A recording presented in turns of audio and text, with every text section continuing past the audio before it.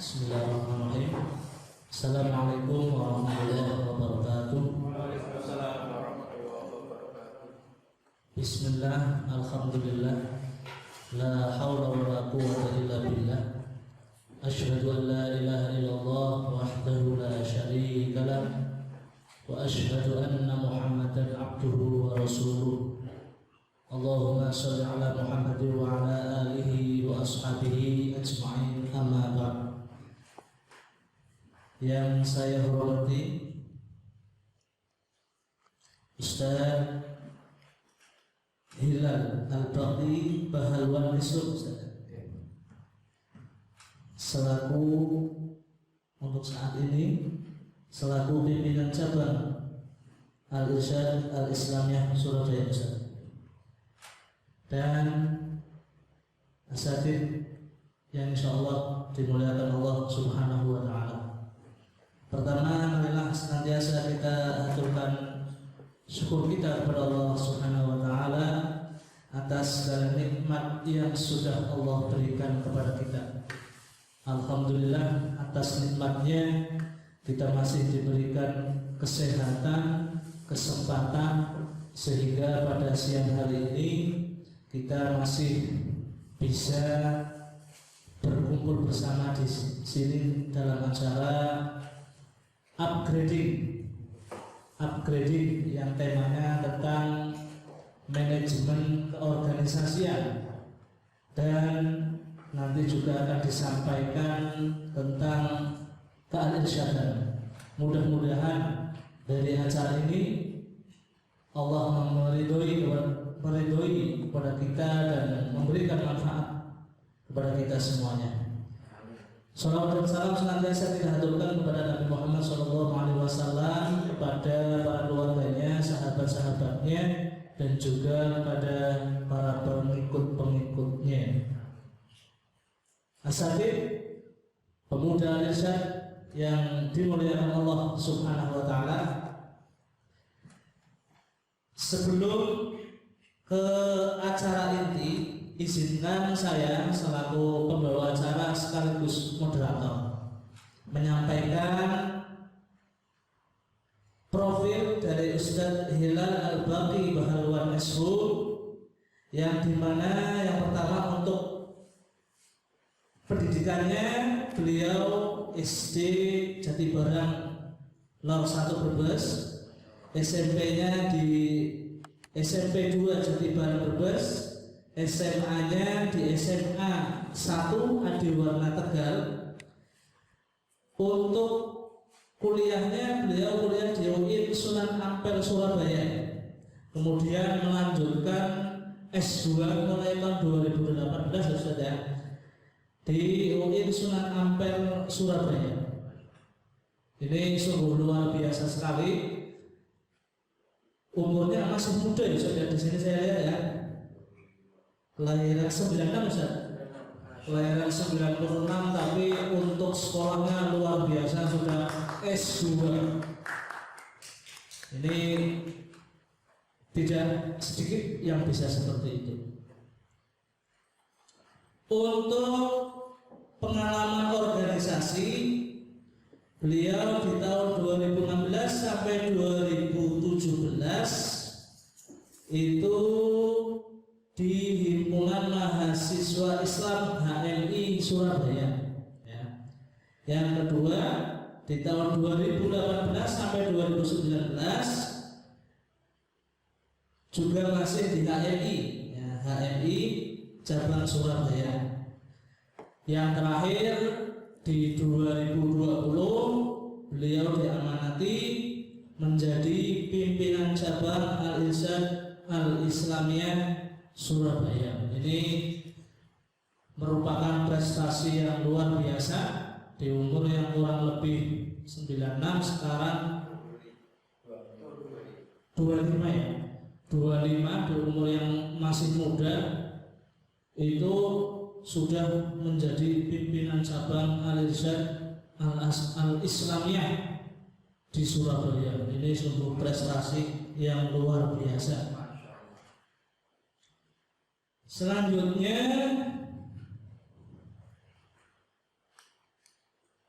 Untuk acaranya nanti kurang lebih ini kan jam 2:30 ya Ustaz ya. Ini jam 2:30, nanti kurang lebih penyampaian dari Ustaz Hilal.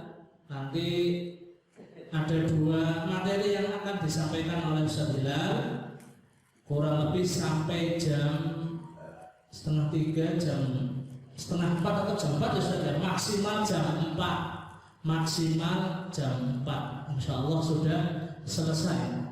Untuk itu saya mohon kepada asatidz dan pemuda Al-Irsyad bisa mengikuti acara ini dengan khidmat. Insya Allah dari acara ini kita bisa mengambil manfaat yang banyak dan insya Allah bermanfaat untuk kita semua. Dan jangan sungkan-sungkan, nanti kalau ada sesi pertanyaan disampaikan. Itu ya Ustaz ya.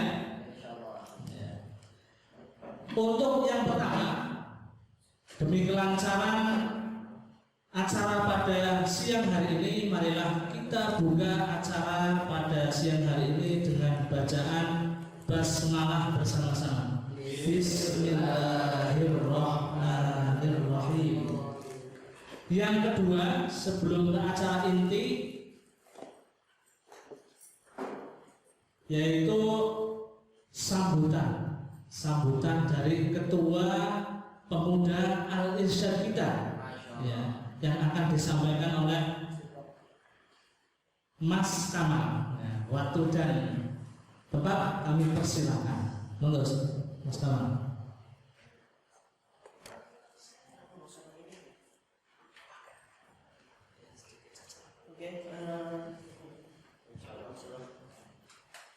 Assalamualaikum warahmatullahi wabarakatuh. Allahumma sholli ala nabiyyina Muhammad wa ala ali Muhammad kama shallaita ala Ibrahim wa ala ali Ibrahim innaka Hamidum Majid. Saya berterima kasih pada seluruh rekan-rekan dari guru, pemuda, pelajar yang menyempatkan waktu untuk hadir. Saya membuat acara ini, harapan saya adalah untuk membentuk supaya teman-teman itu bisa, ini loh Al-Irsyad, bahwasannya kayak kita ini organisasi besar, kita organisasi yang dimana udah tingkat itu nasional, mungkin masih dalam taraf kayak pemalang dan lain-lain, masih butuh perkembangan. Tapi setidaknya saya sebagai ketua pemuda akan selalu memberikan yang terbaik untuk Al-Irsyad Al-Islamiyah. Cukup sekian yang saya sampaikan. Wassalamualaikum warahmatullahi wabarakatuh. Waalaikumsalam warahmatullahi wabarakatuh. Terima kasih Mas Kamal atas sambutannya. Insya Allah ini menjadi semangat untuk pemuda-pemuda Al-Irsyad yang ada di ruangan ini. Acara selanjutnya yaitu acara inti, yaitu penyampaian dari Ustadz Hilal Al-Baqi Bahlawan tentang keorganisasian, manajemen keorganisasian dan Mabda' Al-Irsyad. Sekali lagi saya mohon kepada asatidz semuanya dan pemuda-pemuda Al-Irsyad untuk memperhatikan apa yang disampaikan dan mengikuti acara upgrading pada siang hari ini dengan hikmat. Terima kasih. Waktu dan tempat kami persilakan. Tafadhol Ustaz. Bismillahirrahmanirrahim. Assalamualaikum warahmatullahi wabarakatuh. Alhamdulillah, nahmaduhu wa nasta'inuhu wa nastaghfiruh wa na'udzu billahi min syururi anfusina wa min sayyiati a'malina. May yahdihillahu fala mudilla lahu wa may yudlil fala hadiya lahu. Asyhadu an la ilaha illallah wa asyhadu anna Muhammadan 'abduhu wa rasuluh. Rabbi ishrah li sadri wa yassir li amri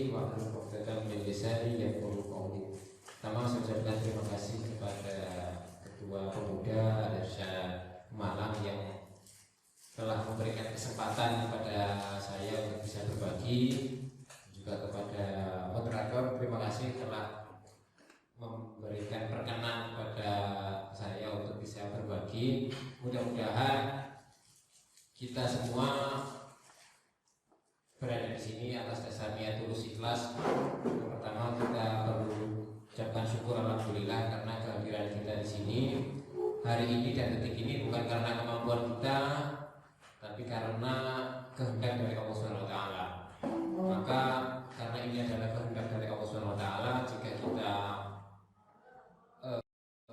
tidak memanfaatkannya dengan baik, tidak mengusahakannya dengan baik, artinya kita menyia-nyiakan izin dan menyia-nyiakan kehendak yang diberikan Allah Subhanahu wa taala.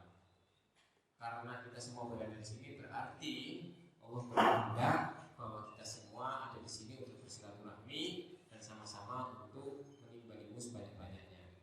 Karena dengan mengingat bahwa ini adalah kehendak Allah, berarti kemauan Allah, maka jika kita tidak mengusahakannya dengan baik, berarti kita menyia-nyiakan kehendak dan kemauan dari Allah Subhanahu wa taala.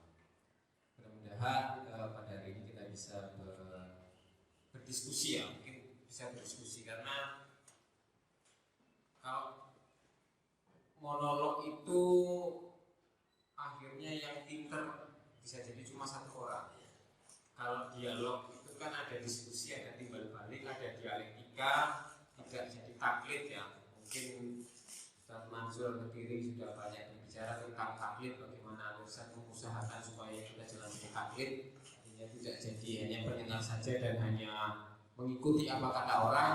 Maka dialog dan diskusi ini menjadi penting agar otak kita tetap berjalan. Otak kita berjalan caranya ya dia dilakukan, dan cara untuk penyampaian dari apa yang sudah diisi oleh otak caranya adalah kalau tidak kita menulis ya dengan berkata-kata. Baik, insya Allah pada hari ini mungkin saya minta izin dulu kepada moderator, saya berdiri nggak apa-apa saja, nggak apa-apa ya. Ini agak aneh. Ormas Islam tapi ngutipnya dari tokoh nasionalis. Saya ngutip dari Muhammad Hatta. Ya, saya dari Muhammad Hatta. Hatta itu bilang bahwa kita itu tidak akan pernah berhasil di organisasi, tidak akan pernah berhasil di sebuah institusi kalau tidak memahami betul latar belakang mengapa organisasi itu berdiri dan tujuan apa yang ada di organisasi itu serta tujuan apa kita berada di organisasi itu. Maka saya mengajak kepada teman-teman di sini untuk bisa memahami kembali. Saya tidak tahu apakah mungkin sudah awalnya disampaikan, tapi tidak apa-apa. Kalau misalkan ini sudah pernah disampaikan, maka berharap ini bisa menyegarkan kembali. Kalau misal belum, maka ini menjadi sebuah pengetahuan baru yang insya Allah bermanfaat bagi kita semua. Mabda. Jadi kita sama-sama bernaung, bukan hanya antum ya. Saya juga sama. Saya juga tidak baru berapa tahun di Al-Irsad dan bukan berasal dari institusi sama seperti ini, tapi saya memang mencari gitu kan.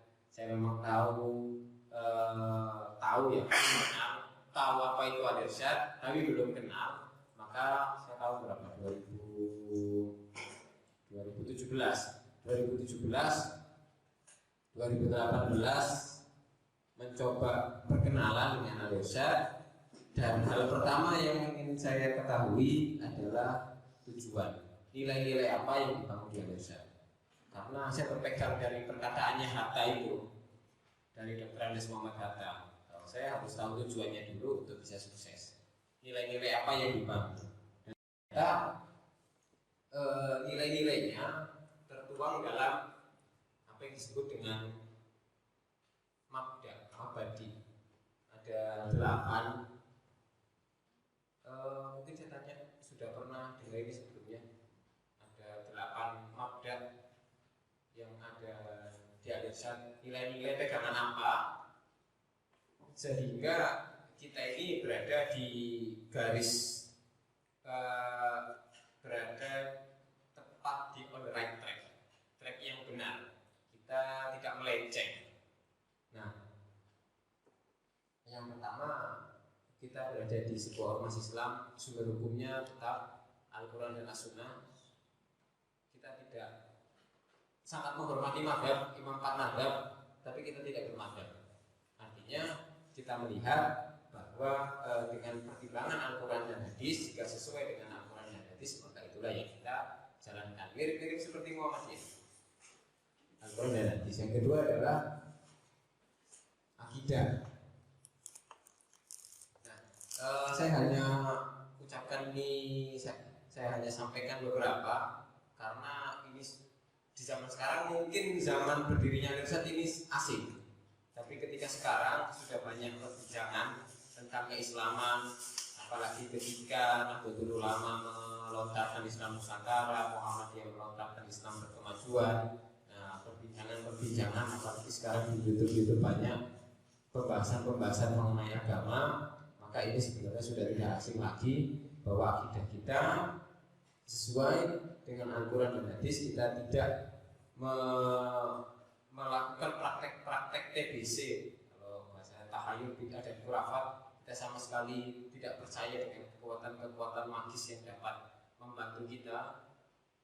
Kita percaya bahwa hanya ada Allah Ta'ala yang bisa memberikan kita kekuatan, dan kita menjalankannya sesuai dengan tuntutannya.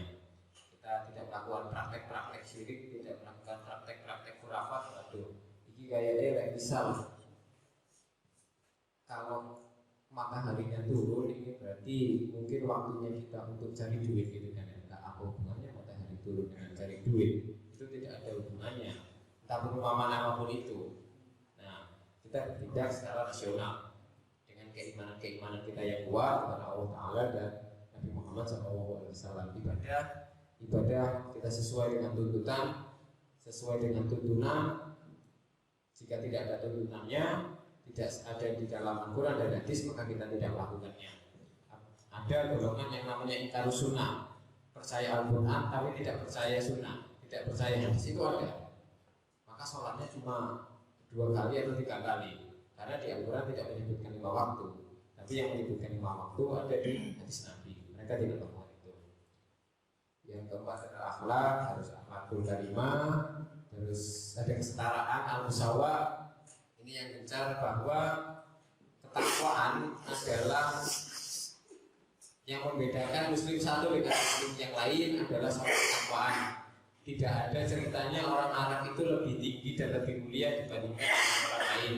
Tidak ada ceritanya orang Cina itu lebih mulia dibandingkan dengan orang lain, tidak. Meskipun orang Arab, meskipun orang Cina, meskipun orang Madura, takwanya rendah, berarti dia kedudukannya rendah.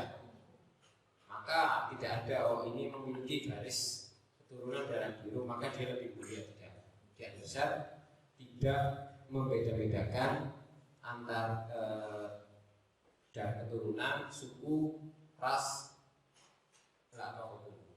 Ketika agama jelas, yang tidak beragama Islam maka tertolak. Tapi selama dia beragama Islam, dari suku apapun dia, dari ras apapun dia, dari etnis manapun, selama ketakwaannya bagus, maka kedudukannya mulia. Jika takwanya rendah, maka kedudukannya rendah. Lalu ada ilmu pengetahuan, otoritas. Nah, ini yang saya pikir juga membedakan antara organisasi satu dengan organisasi yang lain. Di Al-Irsyad itu menjunjung tinggi ilmu pengetahuan dan modernitas. Apakah sufi, artinya sing sholat terus, ngaji terus, tanpa belajar ilmu-ilmu umum itu dihargai? Dan apakah itu lebih bagus? Di Al-Irsyad tidak. Bahwa ibadah-ibadah mahdhah, kita melakukan ibadah-ibadah mahdhah, baik itu sholat, baik itu ngaji, baik itu apapun juga yang bersifat ibadah-ibadah mahdhah, tapi kita tidak mempelajari ilmu pengetahuan, itu sudah menyalahi garis yang ditetapkan oleh Al-Irsyad Al-Islamiyah. Maka belajar ilmu pengetahuan di Al-Irsyad hukumnya wajib. Maka kalau ada sekolah Al-Irsyad yang tidak modern, ya, itu menyalahi, karena maknanya yang sudah digariskan bahwa di Al-Irsyad baik organisasi maupun orangnya itu harus up to date dalam ilmu pengetahuan, dalam sales. Misalkan sekolah, ya sekolahnya harus modern, cara pandangnya harus cara pandang modern. Mungkin kalau bahasanya orang-orang Arab zaman itu ada mulai ya, orang-orang zaman dulu. Nah, cara pandang orang zaman dahulu memandang masalah dunia terkadang tidak pas. Nah, kita yang modern maka menyesuaikan dengan apa yang tren saat ini, apa yang berkembang saat ini, ilmu pengetahuan apa yang berkembang. Karena sekarang yang lagi berkembang itu tentang coding ya kita belajar coding. Tapi yang saya tidak paham itu tentang Bitcoin saya masih belum paham. Saya kira lagi tren ya sekarang, dan saya pikir sudah menjadi tanggung jawab bagi Irsadi untuk bisa belajar sampai saat itu. Setidaknya digital kita hatam, kita sudah masuk ke ranah itu. Jika sudah belajar maka sudah on the right track. Tapi ketika belum, masih pakai kuno dan lain sebagainya, maka sudah keluar dari jalur. Nah, ukhuwah Islamiyah ini sebetulnya juaranya orang Indonesia. Ukhuwah Islamiyahnya orang Indonesia, ukhuwah Islamiyahnya orang Jawa ini patut diacungi jempol. Itu luar biasa. Nah, maka ukhuwah Islamiyah, bahwa ukhuwah Islamiyah ini di atas ukhuwah watoniyah ya. Ukhuwah watoniyah itu bahasa sekarang nasionalisme. Persaudaraan atas dasar bangsa, persaudaraan atas dasar negara. Nah, jika ukhuwah watoniyah, maka sekat-sekatnya adalah negara yang lain. Tapi kalau ukhuwah Islamiyah itu tidak terbatas geografi, tidak terbatas jarak, tidak terbatas batas geografis, tidak terbatas oleh suku, ras, etnis, tidak terbatas. Selama dia Islam, maka dia adalah saudara saya. Ya, saya pikir teman-teman banyak mengetahui hadis. Nah, ini kira-kira, tapi mungkin saya akan banyak berbicara tentang ini.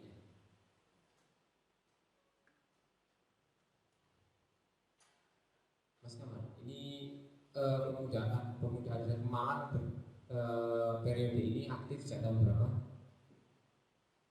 Yang periode Iya, dari tahun 2020 sampai 2023. 2020, berarti baru setahun ya. Nah, baru setahun, maka saya anggap untuk kelas pemuda Irsyad yang baru setahun itu masih kosong. Saya yakin kegiatan-kegiatannya dimanapun itu tidak hanya di Pemalang sih, di beberapa cabang yang lain juga sama. Kegiatan-kegiatannya ya hanya itu kegiatan baksos lah, kegiatan kurban lah, kegiatan pokoknya yang berbau-bau sosial, dan di cabang-cabang lain banyak dan sama. Nah, saya pikir kalau misalkan kegiatannya sama, lalu apa yang membedakan satu dengan yang lain? Kita tidak modern dong. Nah, maka saya anggap semuanya kosong dan kita sama-sama membangun ini. Organisasi itu kan tidak hanya, organisasi itu tidak boleh one man show. Organisasi adalah sekelompok orang yang disatukan oleh tujuan yang sama, dan saya dapat tidak apa-apa ya. Organisasi itu tidak boleh one man show. Organisasi adalah sekelompok orang yang disatukan oleh peraturan-peraturan untuk mencapai tujuan yang sama. Nah, dan organisasi itu butuh yang namanya kerjasama. Mungkin ada orang yang bilang kita itu kalau berorganisasi harus ikhlas. Iya benar, tapi tidak sepenuhnya benar. Setidaknya menurut saya ya. Saya selalu bilang saya di HMI waktu di kampus itu jadi ketua komisariat yang di tingkat fakultas. Saya bilang, kamu kalau di sini jangan jadi budak organisasi. Budak organisasi adalah saya yang penting berbuat buat organisasi. Tapi kamu dapat apa enggak? Nah, saya termasuk beranggapan terlepas saya yakin benar. Tapi kalau ada yang berbeda pendapat wajar ya. Saya beranggapan bahwa di organisasi kita harus mendapatkan sesuatu, baik secara idealis maupun secara pragmatis. Meskipun akhirnya kita harus dihadapkan pada keikhlasan ya. Tapi saya beranggapan bahwa kita semua di organisasi, termasuk saya di organisasi di Surabaya, saya tetap berpandangan bahwa saya tidak boleh sia-sia di organisasi ini. 4 tahun kan? Kalau di pemuda kan 4 tahun, PC itu 5 tahun. 5 tahun, saya nggak dapat apa-apa. Terus apa saya di sini? Nah, kita ikhlas, kita ikhlas. Disuruh ini oke. Tapi setidaknya kita semua punya target. Anggaplah kepengurusan ini 4 tahun ya. 2020 sampai 2020 sampai 2023. 3 tahun. Ya 2020 4 tahun ya. Nah, 4 tahun kita harus punya target. Saya dapat apa? Dan organisasi dapat apa? Organisasi itu tidak bertujuan untuk membesarkan organisasinya. Organisasi itu bertujuan agar anggotanya itu bisa berkembang dan mempunyai banyak hal. Nah, maka saya ajak ya. Saya ajak, kenapa saya menggunakan bahasa ajak? Karena saya juga sama. Saya di Surabaya. Saya masuk di PJ Surabaya. Begitu juga teman-teman di Pemalang harus punya tujuan. Kita tuh harus punya target. Oh iya, saya aktif di sini berarti saya harus bisa buat acara. Saya setidaknya tahu masalah administratif surat menyurat. Kalau di tingkat yang lebih tinggi lagi, saya harus punya kenalan di beberapa organisasi-organisasi. Nah, jika diisi kegiatan-kegiatan kita di organisasi dengan tujuan-tujuan seperti itu, maka kita punya giro, punya motivasi.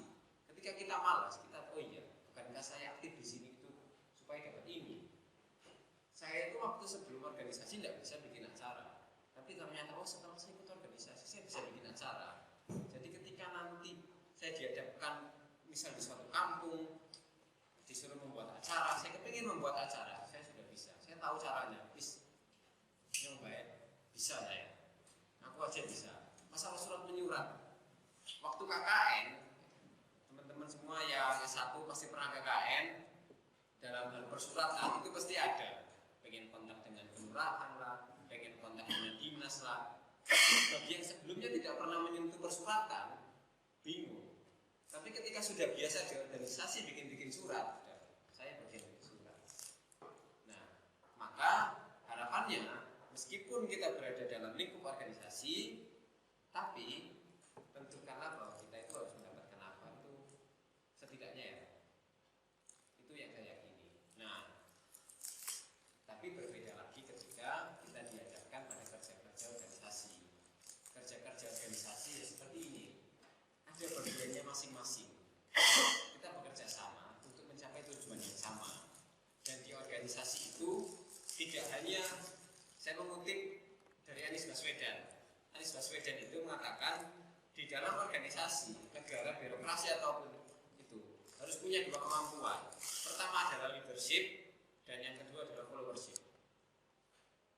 Leadership, dan makanya agak heran sampai sekarang pelatihan di sekolah itu namanya pelatihan dasar kepemimpinan, leadership training dan sebagainya. Leadership itu penting, tapi jika dihadapkan pada dalam sebuah organisasi, birokrasi apapun itu, followership itu penting. Kalau tidak bisa jadi pemimpin yang baik, ya jadilah prajurit yang baik. Kalau belum saatnya menjadi pemimpin, maka jadilah pengikut. Kalau semuanya ingin menjadi pemimpin, lalu yang ikut siapa? Nah, sementara kerja organisasi adalah kerja bersama-sama. Ketika ada satu orang bidang menjadi pemimpin, ya yang lain jadi pemimpin. Nanti ada masanya. Di organisasi pasti sudah terbiasa dengan kegiatan-kegiatan. Misal mau pas kegiatan kurban, oke ketuanya ini. Selama kegiatan kurban, ketuanya si A, yang lain jadi bawahan. Kegiatan lain yang ini jadi ketua, yang sebelumnya jadi ketua jadi bawahan, ya jadi bawahan. Kalau semuanya jadi pemimpin, lalu yang ikut siapa? Begitu juga. Kalau tidak ada yang memimpin, ya bagaimana tujuan itu akan tercapai? Kalau katanya kita bangsa Indonesia dulu dijajah Belanda, kita bilang mental dijajah, bukan mental penjajah. Ya, karena tidak ada yang memiliki kemampuan leadership, kemampuan followership semua. Itulah akibat hanya memiliki kemampuan followership. Nah, di organisasi harus punya 2 kemampuan. Pertama leadership, yang kedua followership. Kapan kita menjadi atasan, kapan kita menjadi pemimpin, kita gunakan kemampuan kepemimpinan. Kapan kita berada di bawah, kita gunakan kemampuan followership. Nah, itu prinsip dalam organisasi. Meskipun teorinya banyak ya, ini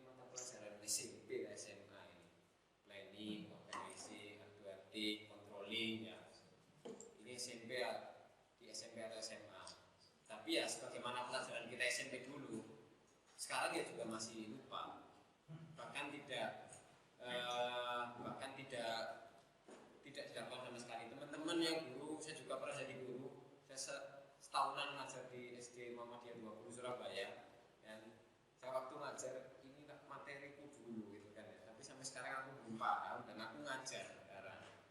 Nah, itu begitu juga dengan materi ini, ada planning, organizing, equating, sama controlling. Organisasi itu dihadapkan pada kerja-kerja yang tersistem dan terarah. Ada sebuah peribahasa gini, kalau kita ingin pergi cepat, kalau kita ingin lari cepat, maka larilah sendiri. Tapi jika kita ingin lari lebih lama, maka bersama-sama. Nah, organisasi itu berupaya untuk dua-duanya, bisa lari cepat dan lari lama. Karena banyak temannya. Tujuan organisasi kan pasti mulia, menciptakan masyarakat yang sejahtera, menciptakan masyarakat yang mempunyai kemampuan yang bagus, mempunyai bisa menciptakan masyarakat yang pintar dan sebagainya. Kalau hanya mengandalkan satu orang itu tidak bisa. Maka caranya adalah bersama-sama. Bagaimana agar kerja bersama-sama ini bisa awet? Maka dibentuklah sebuah organisasi. Nah, organisasi diadakan pada kemampuan-kemampuan yang lebih efektif dan efisien. Dan mudah-mudahan pemuda Nusa Tenggara juga sama. Planning. Saya nggak tahu ketika di awal, kalau misalkan ini belum terjadi, maka tidak ada kata terlambat ya.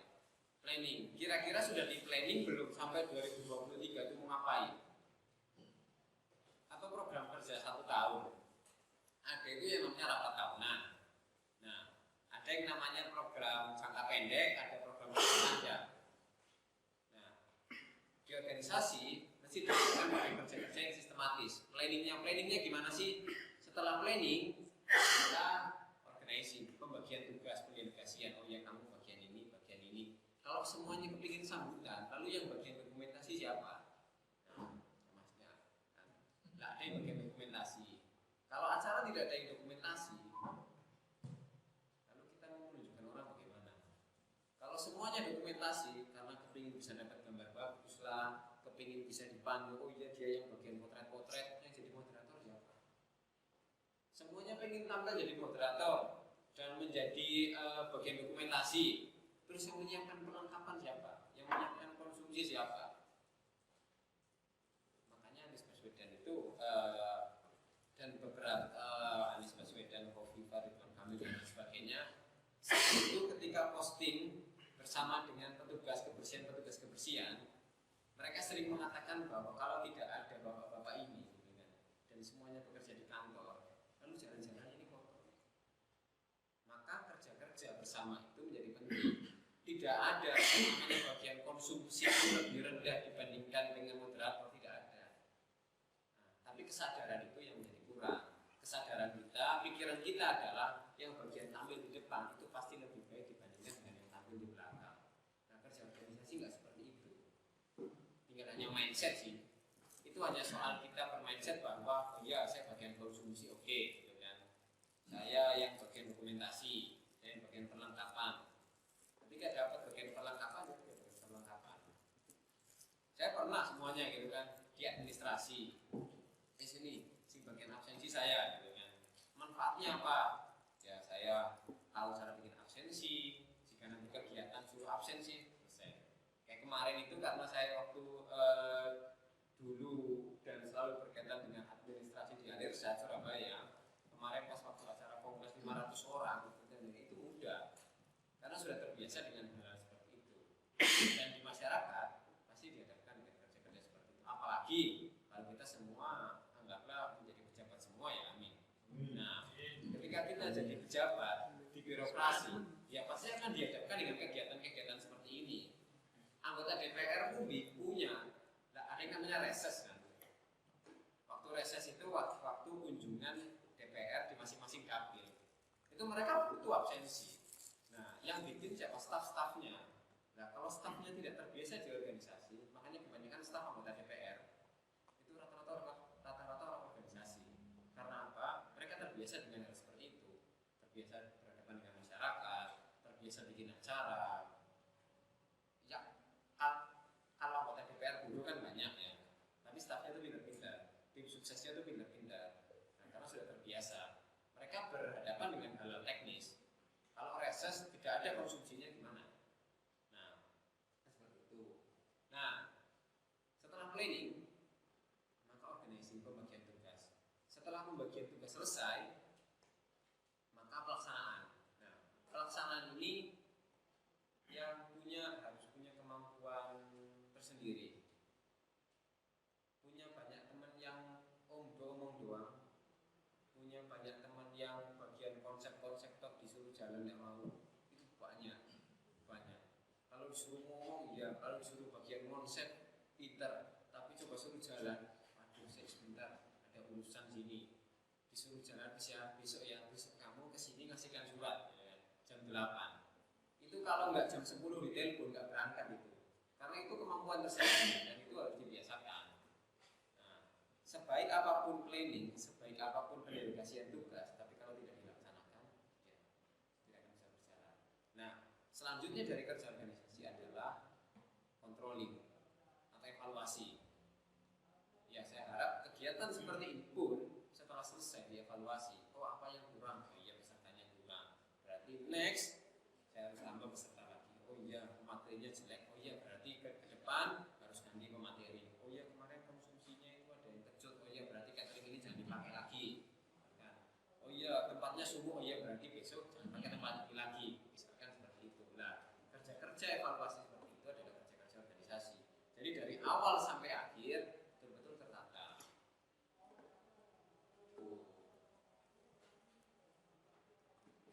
Nah, jadi kira-kira unsur di organisasi ya, pertama nilai-nilai ya. Tadi sudah saya sampaikan di awal, semua apapun itu. Sekolah pasti punya kebijakan masing-masing, rumah sakit punya kebijakan masing-masing, organisasi punya kebijakan masing-masing.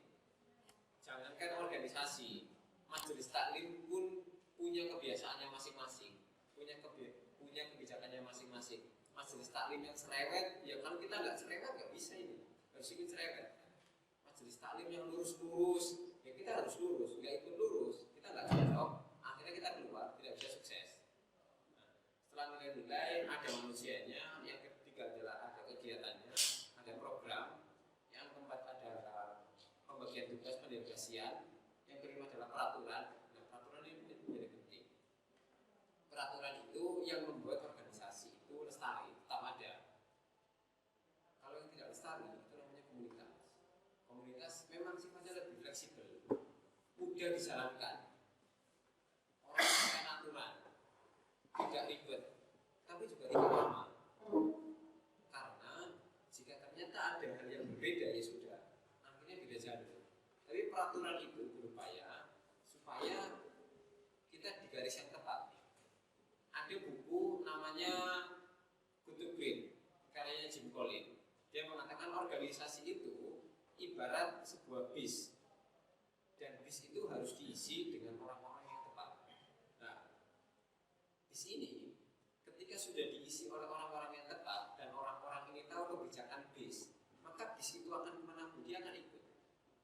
Nah, sehingga bis ini jika sudah siap dengan peraturannya dan orang-orangnya siap dengan peraturan-peraturan bis itu, maka bis itu akan sampai kepada tujuan, atau tujuannya berbelok sekalipun orang-orang itu akan ikut dan bis itu akan selamat. Ada katanya peraturan itu kan fungsinya untuk dilanggar gitu kan. Ya berarti sebetulnya tidak ada peraturan. Kalau memang fungsinya untuk dilanggar, ya peraturan adalah untuk dibuat. Entah peraturan itu ada minusnya, pasti yang membuat manusia. Peraturan yang tidak ada minusnya, ya peraturan yang Allah. Kalau peraturan mengharap ini peraturan yang benar ini, jadi kita nggak usah ikut. Pertama adalah kita maklumi dulu peraturan yang buat manusia. Ada yang salah yang kita evaluasi. Dan berikutnya adalah komunikasi. Sebagus apapun konsep, kalau tidak dikomunikasikan dengan baik akan buruk. Dengan segala hormat, dengan segala kerendahan hati saya kepada kepala negara, contoh komunikasi yang buruk akan mengakibatkan informasi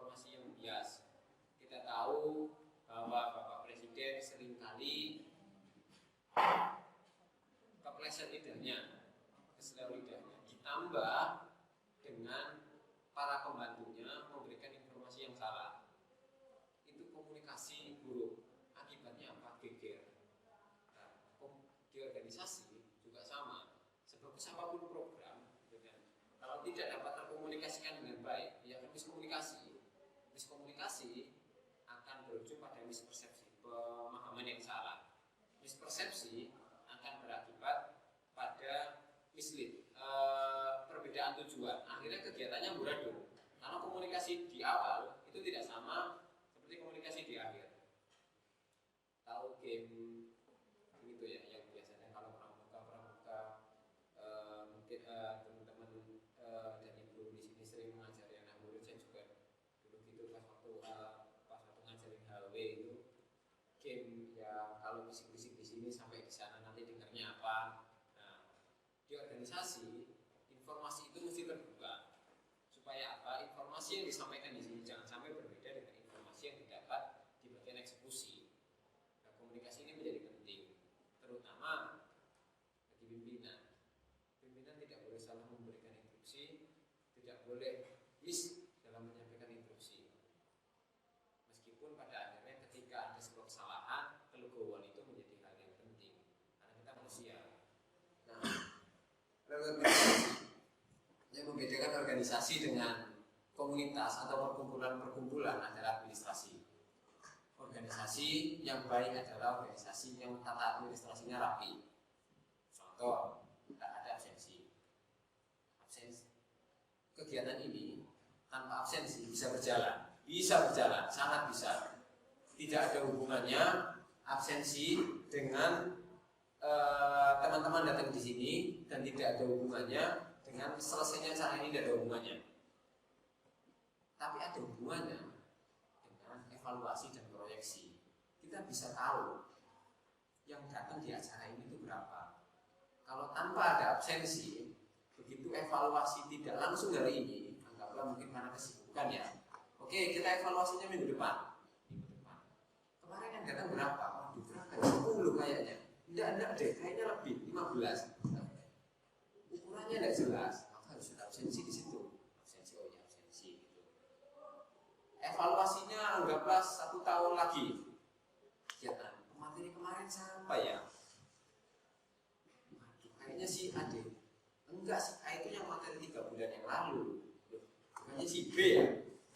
Nah, B itu yang nanti ke depan, enggak jelas. Nah, kejelasan itu perlu ditunjang dengan administrasi, surat menyurat, perkertasan dan lain sebagainya. Entah bentuknya nanti digital, itu masalah penting. Tapi administrasi itu menjadi penting. Saya tidak tahu sama apakah teman-teman di sini sudah dibuatkan NIA atau ada pendaftaran formulir keanggotaan atau tidak. Saya tidak tahu. Tapi kalau ada itu bagus, sehingga bisa dipertanggungjawabkan. Kalau nanya, Kamal, anggotamu berapa?